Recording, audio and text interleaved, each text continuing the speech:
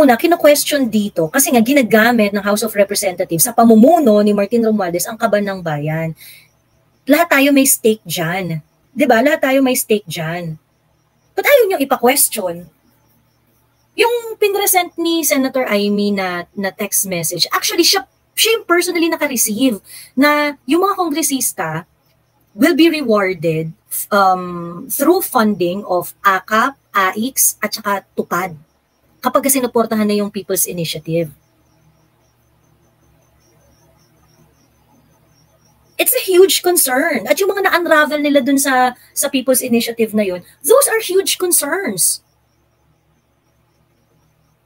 Pagkatapos di ba yung parang, ang magiging sagot nyo lang dyan, kailangan ipagtatanggol nyo si dahil padre de pamilya ninyo, ganyan-ganyan, di ba? Parang,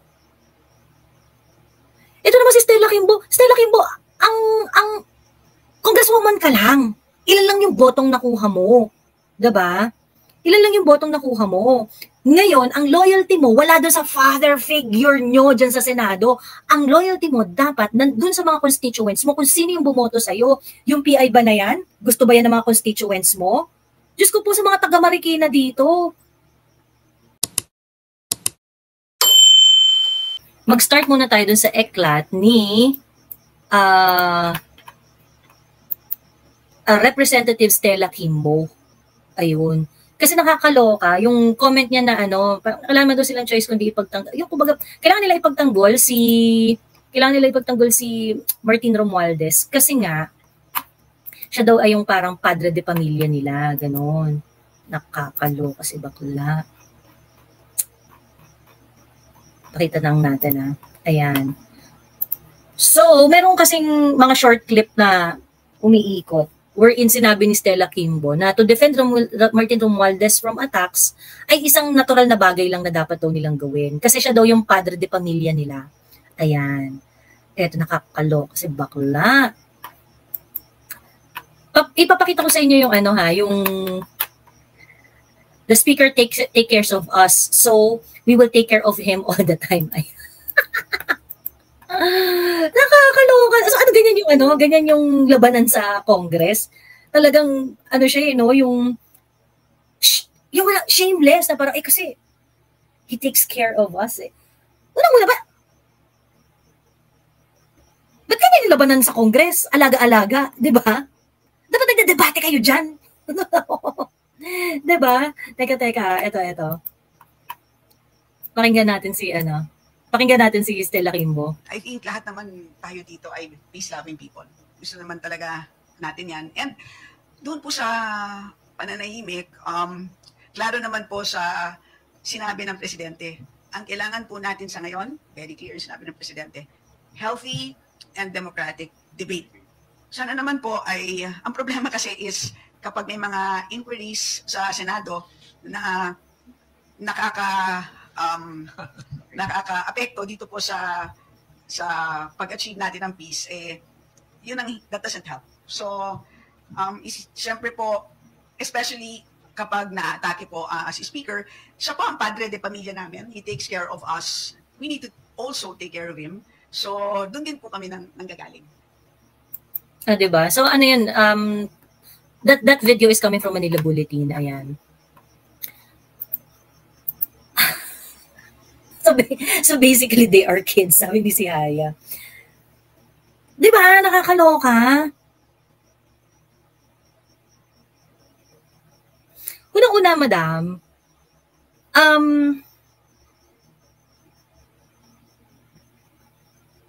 nandyan kayo para magdebate, diba?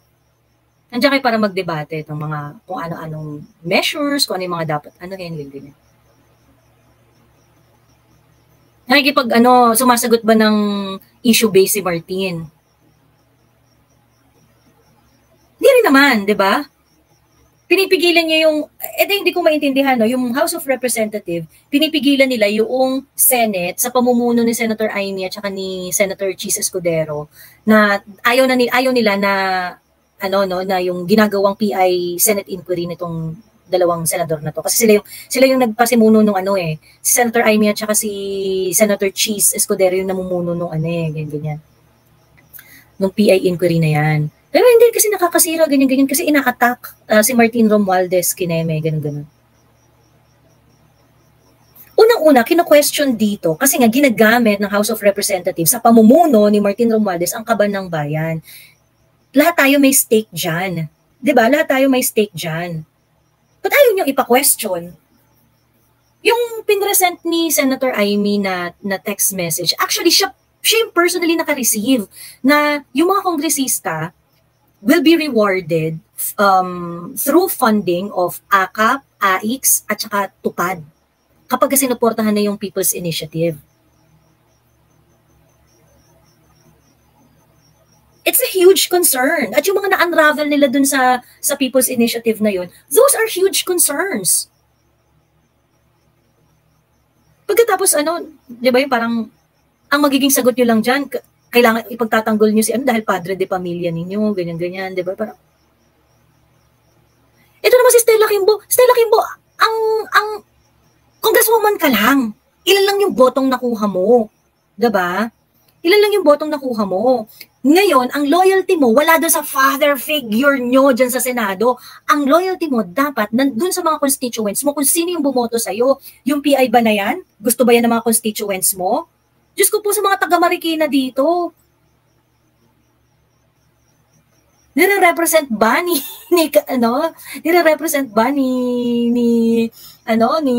Stella Kimbo yung inyong sentimiento sa pamamagitan ng pagsuporta sa padre de pamilya ng House of Representatives? 'Di ba? I remember yung Marikina, si Mayor Marcy, kinall out niya yung PI na umiikot na nangangako ng ayuda. At talagang inano niya yan na parang wag kayong pumayag na bibili ng boto ninyo. Kaya yung isa yan doon sa mga naunang mga local executive na nag-release ng statement na Marikina is not for sale, 'di ba? Ayun. Hi, Mami Tel Crisologo. Hello po sa inyo. Talaga pag mahaba ang tulog mo, very fresh ang dating, 'di ba? Hello, watching from California, sabi ni Robert Almendares. Ayan.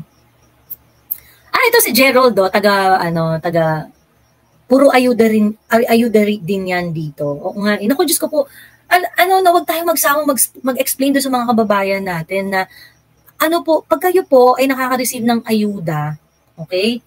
Pag po kayo may mga politician na sa inyong mga lugar na walang ginawa kundi magbigay ng ayuda, walang problema kung tatanggapin ninyo, no? Pero sa totoo lang po, lalo na kung congressman yan, tapos wala siyang ibang ginawa, kundi magbigay ng ayuda. Dapat hindi po kayo, dapat i-take nyo po yun as red flag. Kasi po dapat ang nilalobby ng mga politiko ninyo ay mga sistema at polisiya na maglalast even after their 3-year term sa office. 'Di ba? Ngayon, kung ibibigay nila sa inyo, laging ayuda ng ayuda. So, pag wala na sa opisina yan, wala na kayong mapapala. So, ibig sabihin, yung 3 years niya na in-stay dun sa kanyang kapangyarihan, wala siyang iiwan na legasiya. Diba? So, sayang po yung pasweldo nyo sa kanya.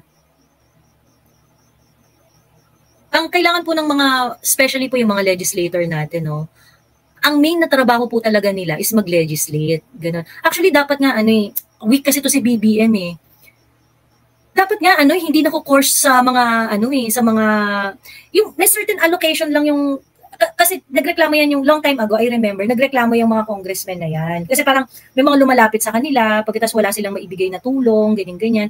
So parang nagkaroon sila ng budget, ng allocation para dun sa mga lumalapit sa kanila at humihingi ng tulong. So that is why nakakapagbigay sila ng medical assistance, yung mga ganun-ganon. But for me, it should be absolutely prohibited. Yung lapit ka kay congressman, tapos bibigay siya ng guarantee letter, ganyan-ganyan. Tingin ko dapat absolutely prohibited siya. Why? Kasi hindi nila trabaho yun At tingnan mo ngayon, anong nangyayari sa HOR? Anong nangyayari sa trabaho nila? Nakikipag-agawan sila ng trabaho sa executive. Si Martin Romualdez, anong nangyayari sa kanya? Puta, pag bumagi, nakikipag-agawan, una daw siyang nagbigay ng tulong. Diba? It's not even your job. Your job is to legislate and to lead the House of Representatives to fulfill the legislative agenda. of the 19th Congress. 'Di ba? Ako personally, tingin ko hindi yan dapat hindi sila talaga dapat yung nagkakaroon ng power na ay, sige may lumapit sa akin ganyan. Bigyan ko ng ng guarantee letter or bigyan ko ng scholarship, yung mga ganong etos. In case that they're going to have certain budget for that, it should be limited. Very very limited lang dapat. At ngayon kung kunwari it is something that they wanted to do ng on their own, nagawa nila ng paraan yan, pero hindi dapat manggagaling sa budget ng bayan. 'Di ba? Itong si Stella Kimbo, sobra talaga siyang disappointing. Kasi si Kimbo yung nagpatibay na once a yellow, always a yellow. By the way, nagkakaroon na ng resurgence ang dilaw, Pero nakita ang FB page, dilawan. Ayan. Tapos gusto na raw nilang angkinin, gusto nilang i-own ang pagiging dilaw, ganyan. Mga dilaw, makabayan, kineme, ganyan. Yung unang reaction talaga nung nakita ko yun, parang, ay, bumangon na. Yung mga finlash natin sa Inodoro ay bumangon na. Ayan, kasama ng bumangon ni BBM ang dilawan. Ayan. So they are preparing for the next election. Itong dilawan. They wanted to coin the term, and now kasi ganyan naman mga dilawan yan yung mga mapagpanggap na makabayan. Pero acceptable sa kanila yung mga uri ng politics na katulad ng kay Cory, kay Pino, yung kuyakoy, bola-bola, ayuda-ayuda, makabayan na daw sila, ganyan. Ayun. So ngayon, yung sobrang nakadiri talaga to si Stella Kimbo, and I hope yung mga taga Marikina, Diyos ko, buboto nyo pa ba yan? Buboto nyo pa ba yan? Grabe no, isa si Stella Kimbo sa mga unang trumaydor kay Inday Sare. Yung sabi niya, okay daw yung confidential fund, wala man daw problema yung ganyan. Apparently, nagsalita lang pala siya noon in order to exonerate yung presidente. Tapos bigla na lang siyang nag-speech sa House of Representatives na nagulat ako dahil in 11 days nagastos pala ito, ganyan-ganyan. Kakamping yan si Stella. Oo, kakamping talaga yan. Kakamping siya. Pero kasi, even nung panahon ni Digong, kahit kakamping siya, reasonable siya. Pero ngayon, wala nang hiya-hiya si bakla. Diba? Ngayon, magsa-statement na siya, ay, talagang idedepensahan namin si because siya ang aming padre de pamilya. Talaga? Talaga ba?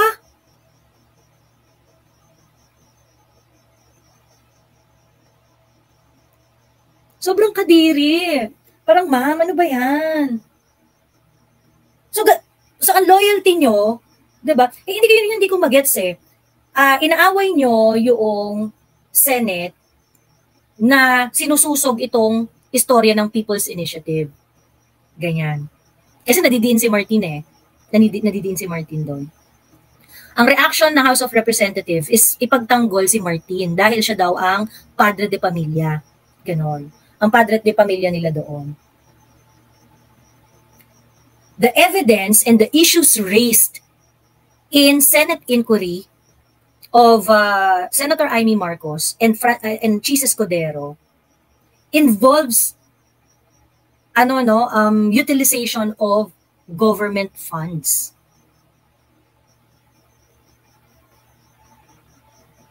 Ngayon, pag-usapang pera na ng bayan, ang loyalty mo, antimano, dapat nandun sa pera ng bayan. 'Di ba? Kasi hindi nyo pera yun. Pera namin yon, Stella. Diyos me. 'Di ba?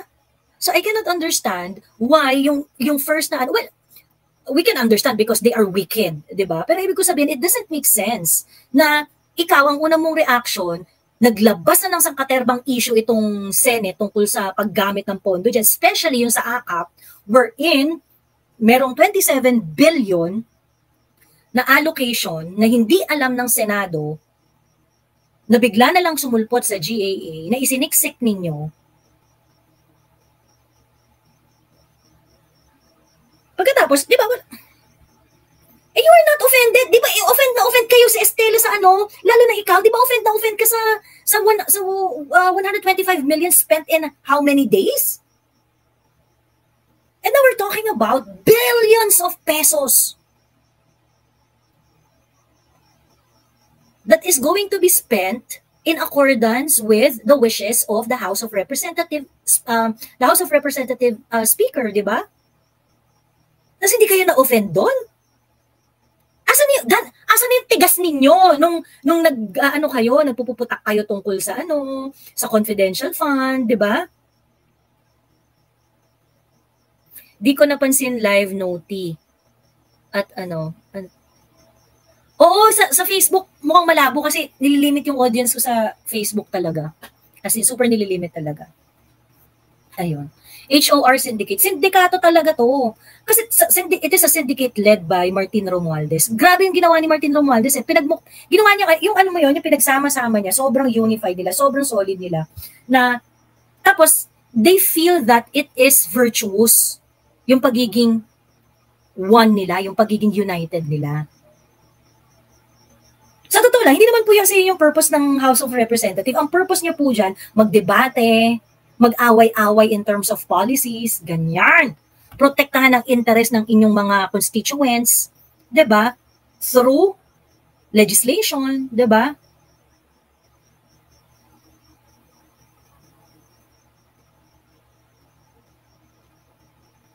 Ayun. So, 'di ba grabe to si kapal na mukha ni Stella Kimbo, no? Same with Hi, Trending Philippines. Hello. Ayan. Ang daming ang daming mga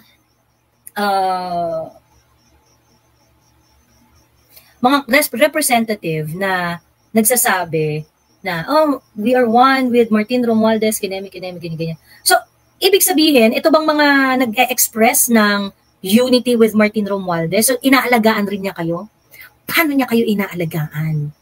Inaalagaan kayo through access sa mga budget ng DSWD? Ganun ba?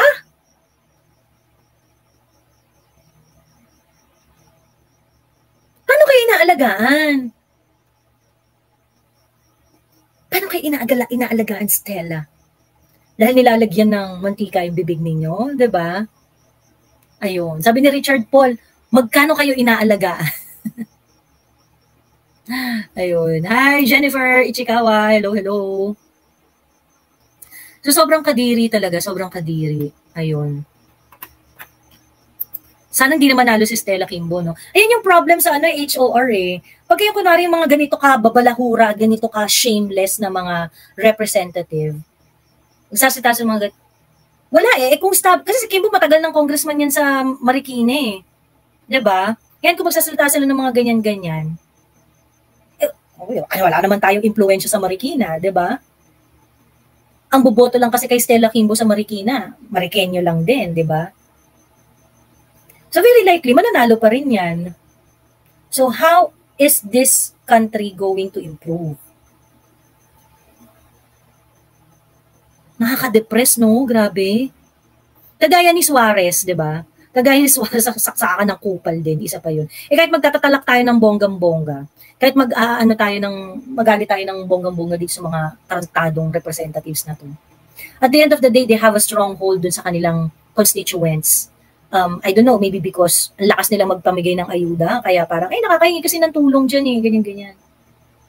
So a lot of voters, yung part ng electorate nila dun, ang feeling nila, dahil napapakinabangan nila personally, yung mga kongresistang to, nanalo pa rin sila. Kasi ganun ang local politics eh, di ba? Ay, boboto ko yan kasi, nahihingan yan ng tulong, mabilis magbigay ng ayuda. Ganon. At yun yung binabank ni Martin Romualdez at ng kanyang mga katropa, no? Yung kanyang mga kaberks. Alam kasi nila na ang mga Pilipino, ganun mag-decide. Karamihan sa mga Pilipino, ganun mag-decide na, ay, boboto ko yan kasi napapakinabangan ko yan, nakareceive ako ng ayuda dyan eh. 'Di ba? Sobrang win-win situation talaga sa kanila. Biruin mo ha, kung kunwari magkakaroon sila ng allocation for AKAP, o kung kunwari ang allocation na ibibigay, ang ibibigay nilang ayuda, kada eligible na pamilya sa AKAP is 10,000. On paper, 10,000. Ganon. Pero magkano lang makakarating doon sa beneficiary? O pagkatapos, since sila yung naka-earmark sa kanila yon or dumaan sa kanila yung budget, I do not know. Ganyan, baka mamaya sa nila yun sa kanila naka-account yung mga ayuda-ayuda na yun. So, hindi kailangan ng hindi kailangan, tama ba yun Ma'am Josephine? Hindi ko alam kasi dapat bawal to dapat hindi yun sa kanila hindi sa kanila pinapadaan yung mga DSWD Kineme. Ayan. Hello Ma'am Dalia Adresa, welcome po sa aking YouTube channel. Ayan, shout out sa iyo, salamat sa pag-join. Ayun. Hindi siya dapat ganoon. So, ano ba 'yun? Kapag kunwari dumaan sa yung AKAP nagbigay sila ng mga beneficiary niyan, ganyan. Siyempre dahil congressman sila, hindi sila required na mag-liquidate via receipts, 'di ba? Ay, sa-certify lang nila na, nagpamudmud kami ng ayuda. 'Di ba? Nakakatakot, 'di ba? Kasi yung mga I remember si JJ Suarez, yung na-flag siya sa COA, tsaka yung isa sa mga kaso niyang nakasampa doon. Ang sabi ng COA doon, ikaw JJ Suarez, hindi ka nagsasubmit ng list of recipients ng mga ayudang pinamigay mo.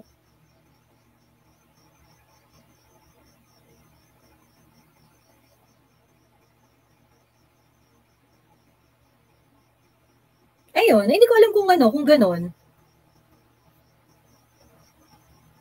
Gawain talaga nila yan, may insertion kahit walang guidelines. Sabi ni Mami Josephine. Ang problem kasi, itong insertion nila ngayon, ang insertion nila ayuda. Kasi before, 'di ba, parang ang dating I do not know kung ganon rin yung atake nila dyan sa mga previous insertion. Pero ang insertion ngayon is ayuda. At ito yung nakakatakot, kung kunwari ganito. Pag kayo in-insert nila is si House Speaker or whoever na nag-insert niyan. Kasi humihingi silang mga tulay, humihingi sila ng mga road construction do sa kanilang mga distrito, ganyan. Para yun yung nilobby ng mga congressman. So yun yung pina-insert nila doon sa budget. Yung kunwari yun yung isiningit nila, ganyan. So yung siningit na yan, dahil siyan ay infrastructure, dahil yan ay ganyan. Limitado lang yung makokorrupt nila, di ba? Limitado lang yung makokorrupt nila. Makokorrupt nila, depende sa SOP, ganon, di ba? Kasi kailangan mag-deliver kung ang siningit mo tulay, edi dapat lumabas yung tulay na yan. Di ba? Mapondohan dapat yung tulay na yan or magawa yan. So let's say sabihin natin ang nasingit 1 billion, ganyan, or 500 million, ganyan, worth of infrastructure. Sabihin na natin na may makokorrupt dyan dahil siningit nga nila. Pero, they have to deliver a tulay or a road, diba? Ngayon, depende sa SOP yung space ng corruption doon, ganon, or if there are any other ways for them to manipulate the project, ganyan. Ngayon, pagka kunwari, napondohan, narilisan ng pera, ganyan. Pagkatapos walang lumabas na tulay, 'di ba? Kumbaga may way ka pa rin na hulihin. Kaso ang siningit mo ayuda. 'Di ba? Ang siningit mo perang ayuda. So gaano kalaki yung space sa corruption doon? 'Di ba? Yung mga project ang yan, 'di ba nga sabi ngayon ang SOP nila diyan nasa 40%. O at least meron kang 40% na space for corruption. Pagka-ayuda, ano yung space mo doon for corruption? Diba? Up to the entire amount. Diba? Ayuda, mas better kasi liquid. Madali makura. Kasi pinapamagmag mo lang yun eh. Diba? So yung naintindihan ko yung nagsasabi na, dati kasi may insertion din naman talaga. Which is true, nangyayari rin naman talaga yun. Ganun. Pero kasi yung ngayon, yung insertion, ayuda. Diba? Diba? Mas madali silang mas madaling gawing pera yun. Kasi pag kunwari mga construction na in-insert yan, di ba? O, kakontsabahin pa nila yung construction company, ganyan-ganyan. O, di ba, ang dami nilang kikilos para mang-wrap. Di ba? Ito talaga pinadali. Di ba? Ay, willing tumuwad tong mga kongresistang to eh. Willing silang tumuwad para dito. And that's why this is especially concerning, 'di ba? Kaya sobrang nakaka-concern 'to. Ayun. Grabe talaga, sobrang ayun, mas madaling mabulsa ang ayuda, dadayain lang yan sa pirma, sabi ni Chris Ray. Halos 2 times ako makakakuha ng 2K. Tapos ang presidente chill lang po, go lang ng go. Dati million lang ang insertion, ngayon billion. Tara! Diba? Sabi ni Ate Che, cash cow ang tao. True. Kaya kaapu-hapuhan natin, may utang na sa bayan dahil sa kurakot nila. Sabi ni MJ Rich, kung ako sa mga babayan natin, kapag lumapit yung mga politikong kandidato sa eleksyon, hingan nila ng SALN at audit report. Huwag silang manghingi ng ayuda. Totoo, sa totoo lang, let's make it an election issue. Diba? Let's make it an election issue. Nag-liquidate ba kayo ng mga budget allocations nyo? Diba? Nag-liquidate ba kayo ng mga budget allocations ninyo at bakit ayaw ninyo na mag-liquidate via receipts? Diyos me. Ayun, hello Ma'am Malin Salak, maraming salamat sa pa-super stickers. Di ba yung kwento ni VP Inday sa lubak di daw makatulog mga kasama niya, lubak-lubak na kalsada? Sa bagong video niya ba to? Sa bagong video ba to ni Inday? Sabi ni Beb, kaya ginawa nila ayuda de leche dahil ang mga botante, pag binigyan ng 1.5 galing sa opisina kuno ni Taning, automatic yan, isipin nila na iboto natin yan kasi malaking nautang na loob natin. Totoo, nakuha na kasi ng mga politiko ang kahinaan ng mga tao, lalo na sa mga liblib na lugar. Pero di nila alam, ginagago lang sila. Totoo eh, sa totoo, dyan, actually, yan yung reason kaya sobrang nilang shameless. Kasi, alam nila yung behavior ng karamihan ng mga Pilipino na pag binigyan mo ng ayuda, feeling ng mga nakatanggap, may utang na loob na sila doon sa politiko na yon. And therefore, iboboto na nila pagdating ng eleksyon. Ganon. So that's why, sa totoo lang, yan yung, isa yan sa mga priority na dapat na information campaign. We really have to educate everyone na hindi po tama. Hindi po, pag kayo po ay binibigyan lang ng ayuda ng mga politiko sa mga bayan-bayan ninyo, you should take it as a red flag. Hindi, mali po yun na parang, ayuda ibibigay, hindi to, assistance, ganito, ganyan. Kasi napaka-transient po niyang na yan. Kapag ka po wala na ang kongresista o politiko na nagbibigay sa inyo ng ayuda, ano na mangyayari sa inyo? Diba? Ang trabaho po nila dyan ay gumawa ng mga polisiya na maglalast even if they are not in the office anymore. Pag po yung mga politiko ninyo ay walang ginawa kundi magbigay ng pera, diba? Ibig sabihin nung binibigyan lang kayo ng kaning baboy pagkatas tuwang-tuwa kayo. Huwag po kayong matuwa sa kaning baboy na ibinibigay sa inyo ng mga politiko. Diba? Sabi ni Kuya Ken, unless we elevate the consciousness of Pinoys na choose wisely their leaders and huwag padala sa ayuda, I don't know if this will happen in this lifetime. Well, we need to try, diba? We need to try.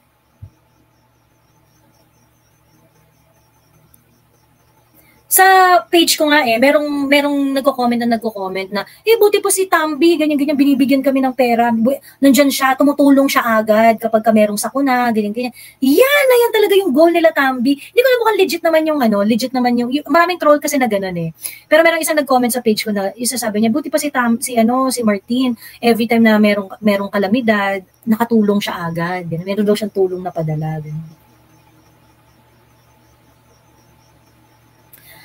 Hindi ko maintindihan, nung first year ni BBM, ang ganda ng disaster response report ng Presidential Communications Office eh. Sa totoo lang. Di ba nagre-report sila ng kung kunwari may paparating na bagyo, ganyan-ganyan. nire-report nila yung mga prepositioned goods. 'Di ba? Ano yung mga prepositioned goods? Ano yung number of food packs na nakaabang, let's say paparating yung bagyo sa Visayas or ano, ganyan sa Western Visayas, paparating ang bagyo, ganyan. Tapos maglalagay sila mga prepositioned goods, number of mga rescue team na maaaring makatulong kapag ano. This is before the bagyo. And then after the bagyo, they're going to make another report kung ano na yung mga na-dispatch nila. Nalala niyo yun? Kasi naalala ko yun, kinument ko pa nga si BBM dyan na parang, ay, ang galing nung nung disaster response. Although I think it is it is a system that was perfected nung that was initiated nung time ni PRRD. Pagkatapos parang na-perfect na nila yung pagre-report nung time ni BBM, ganyan. So, nevertheless, na-appreciate ko yun na parang, uy, mukhang na-perfect na ng BBM administration yung disaster response, ganyan. Kasi na-report talaga nila yung status na ilan na yung mga ilang pamilya apektado, ilan na yung nabigyan ng immediate relief, ganyan, yung mga ganung bagay. At dito sa puntong to, marirealize mo na hindi talaga interesado ang current administration na seryosohin yung trabaho nila. Kasi ang nangyari ngayon, it's not really about what the administration is doing kapag may mga disaster. Every time na merong ganitong mga ang nangyayari, they take it as an opportunity para mag-epal si Martin Romualdez. Diba? Like for example, yung sa Davao, wow, may 150 million siya. Ganun. So, kung meron kang 150 million na hindi ko alam kung saan mong kinuha, pagkatapos yun yung gagamitin mo sa pamumudmud sa mga taong nasa lanta, na nauna ka pang magkaroon ng perang ganyan, ng budget na ganyan, kaysa doon sa mga LGU na talagang naapektuhan. Dapat lang makapaghatid ka ng tulong. Nasa iyo pala yung pere. Diba? Nasa kanya yung pere. O pagkatapos yung mga tumulong daw sa kanya or yung mga natulungan daw niya para ang bilis ng response, ganyan. Bakla, kung ikaw ba naman nagkaroon ka ng access sa 150 million pesos, dapat lang mabilis ka tumulong. Sabi ni TJ Beniga, grabe yung mob mentality ng HOR, nakakadiri, naapektuhan ng buong bansa sa mga drama nila, di naman national ang mandate nila. Garapalan baga sila. Oo, totoo. Sabi ni Vanessa Magsaysay, ngayon ko lang napanood yung movie The Impossible. Grabe baha ang iyak ko. Just imagine if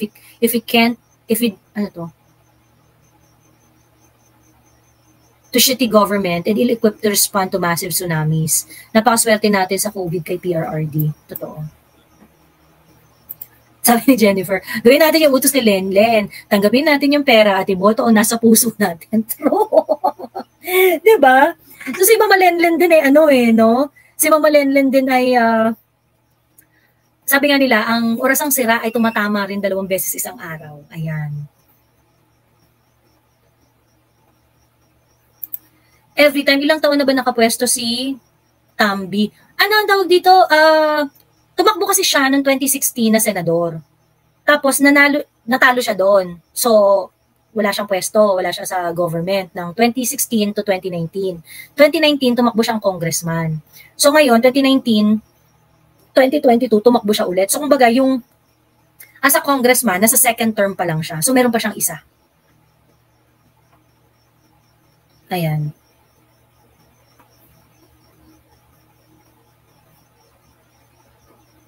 Ayun. Sa una lang pala yon, sabi ni Jennifer. Actually, apparently, yung gumagawa daw kasi ng report na yon sa PCO before, yung sa disaster, yung info card sa disaster response ng administration, pinagtatanggal ng PCO. So wala nang gumagawa ng ganong klaseng report. So ayan, kaya tambi galore na sila ngayon. Tambi-tambi ng ang pagre-report. Ang disaster response, lagi nakasentro ngayon kay Tambi. Ayan. So, wala na yung mga preposition goods, yung mga gano'n, wala na. Ayun. Sabi ni Danny Batawan, Miss Joey, bakit kay Sen Aimee lahat nalusutan ng budget na di niya alam? Actually, hindi natin alam kung sa kanya lang ba kasi siya lang yung pumutak. Siya lang yung pumutak. Nagsalita siya yung tungkol sa COMELEC budget, tapos nagsalita siya yung tungkol doon sa, ito nga yung sa AKAP, DSWD yan. Coco Pimentel, nagsalita rin siya nung una tungkol doon sa unprogrammed funds na nag-increase ng 443 billion pesos. Hindi ko alam kung itutuloy ni Coco Pimentel yung Supreme Court petition niya dyan sa unprogrammed funds na yan. So, tingin ko hindi naman lang eto kasi yung kaya ako parang hindi ko talaga, I do not want to jump dun sa bandwagon of hating Senator Amy. Ganon. Parang kasi kung galit kayo sa kanya or kung wala kang tiwala, okay lang, walang problema yon. Pero, yung sa sitwasyon kasi ngayon, siya lang yung nagsasalita tungkol, pati yan, sa insertion na yan. Diba? Tinatabla niya lahat doon sa mga insertion. Siya lang kasi yung nagsasalita ng bonggang-bongga. Hindi dahil kaya parang hindi siya lagi siyang nalulusutan. Malamang, kasi yun yung mga committing hawak niya, o nagsalita siya sa mga committing hawak niya. Yung iba, hindi natin alam kung nalusutan din ba sila doon o hindi. Kasi ayaw nga nilang magsalita Diba? Si Senator Amy lang yung nagsalita Ayun. At saka si Coco. Ayun. Lalong naging competent PCO na wala ang dating appointees. Ayun, sabi nga ni Ben Tulfo sa Bitag Live, kulang na lang daw kumanta ng papuri ang mga luslos sa Kongreso. Sobrang pagsamba nila kay tambaluslos. Puro na lang tayo pagtitiis tuwing bagong presidente, bago naman pangunguling, ba't wala nang katapusan? Sabi ni Naya Merales. Yun nga, nag-file ba si Coco ng petition sa SC? Baka diniligan na rin ng money. Baka diniligan na rin ng money. Oo nga wala na rin siyang update Wala na rin siyang update dun Sabi, Madam, uso talaga insertion ng last hour sa isang bill. Kung naalala nyo, vinito ni PRRD ang SIM legislation law dahil sa insertion ni Senator Franklin Drilon. Yeah. Speaking of that, yun nga yung problema. Kaya nga, sabi ko, di ba, itong mga Ensaymada vloggers, they make it an issue of the Senate. Na parang, sabi niyo sinasabi, hindi niyo alam yan, ganyan-ganyan, o kung kunwari yung nakafocus sila kay Senator Amy Yung sabi nila na, pa-inosente kayo dyan, pagkatapos, nakapirma naman pala kayo, ganyan. Okay.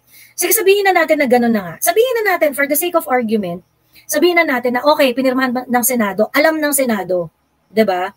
Sabihin na natin, for the sake of argument, alam ng Senado yung akap na yan, and they allow it, and they did not do anything about it. Ganon. Does that make it right? Tama ba na merong insertion na 27 billion para sa AKAP at ito ay gagastusin according sa instruction ni Martin Romualdez? Tama ba yun? Diba? Kasi ang nangyari dyan, kung kunwari tama kayo doon sa binabato nyo sa Senate, okay? Let's say sabihin na natin na tama kayo doon sa binabato ng Senate, ibig sabihin, di dalawa sila, Senate at saka yung House of Representatives. May mali sa legislature. Diba? At higit sa lahat, merong mali sa legislature at inayunan ng presidente. Diba? Kasi unang-una wala naman yun sa proposal niya. Bakit niya hinahayaan na nagdidikta ng mga bagay na babudgetan, nabibigyan ng pera? Bakit hahayaan ng presidente na mag-decide ang House of Representatives sa kung paano gagastusin ang pera ng bayan? Hindi naman sila dapat nagpo-propose dyan. Ang nagpo-propose lang dapat executive. Diba? Yun yung sobrang inconsistent dun sa mga dinadala yung issue bilang isang issue lang tungkol kay Senator Amy, bilang isang issue lang tungkol sa Senate. To certain extent, okay naman yun kasi talagang may problema sa Senate. May problema sa Senate kasi ang claim ni Senator Amy dyan, it is an e-signature that was given to the Appropriations Committee, pero that was given under the condition na Senate version yung matutupad na final version. The problem, after they had given their e-signature, nag-BICAM, at nung nag-BICAM, hindi naman sila na-furnishan ng kopya ng final version. Na-furnishan sila ng kopya ng final version nung pirmado na ng Pangulo. So there was really no space for them to question it. It looks like, ganun yung argument nung si Senator Amy lang yung sumagot Diba? Actually, doon sa statement na yun ni Senator Amy, nalagay sa alanganin doon yung Committee on Appropriation, which is si Sani Angara. Kasi parang, sino ba umupo sa BICAM? 'Diba? Tapos, syempre, itong mga powerful na mga committee chair na to sa budget, si Angara at saka si Saldico. Si Saldico yung counterpart ni Sani Angara dyan eh. 'Diba? Sila yung nagtimon yan. Sila yung nagtimon. Ayun, imagine yung away na mangyayari dyan between sa kanila. Ayun. Sabi ni TJ Beniga, curious lang on the COA audit reports on insertion na walang line items. This is unthinkable in private companies since you need to prove to the last cent and be scrutinized sa percentage ng utilization, etc. Well, parang ang mangyayari doon, masasama siya, kunwari yung AKAP, masasama siya sa report ng DSWD. Ganun. Ayun. Kaso nga lang, yun nga yung tanong ko pagka kunwari sa DSWD siya nakaatado, o edi kung kunwari 27 billion na yon budget ng DSWD, so ibig sabihin si DSWD, siya yung makukuha dun sa 27 billion. Ngayon, pagka kunwari sasabihin ni DSWD, ay, ito kasing 27 billion na to, dinisburse na namin to sa opisina ng House of Representatives para sa program ng AKAP, ganyan. So, pupunta si COA sa House of Representatives. O, paano nyo dinisburse ang nag-i-imagine lang ako. Pupunta ang COA sa House of Representatives. So, sabihin ni COA, yung 27 billion ng DSWD ay dinisburse daw sa inyo as part ng AKAP program. Kami nga, ganyan-ganyan. Ito, certification, liquidation via certification. For the entire 27 billion. Patay tayo dyan, di ba?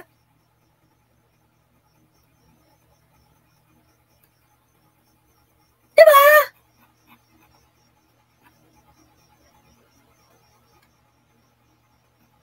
Diba? Maganda yung question ni TJ eh. Tingnan mo, sino i-audit? Ang i-audit si DSWD kasi sa kanya yung insertion sa kanya sa libro niya nakapasok yung insertion O edi in-audit siya.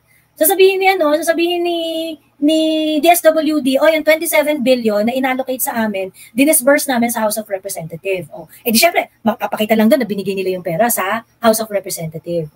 So ngayon, punta ngayon si COA sa House of Representatives. So okay na kasi bang mayari doon, okay na si DSWD. Kasi wala sa kanilang pera, pirasa na nila kay House Speaker O pagdating kay House Speaker, ang putang inang 27 billion, naka-liquidation via certification. Diba? Ganun ba, Martin? Diba?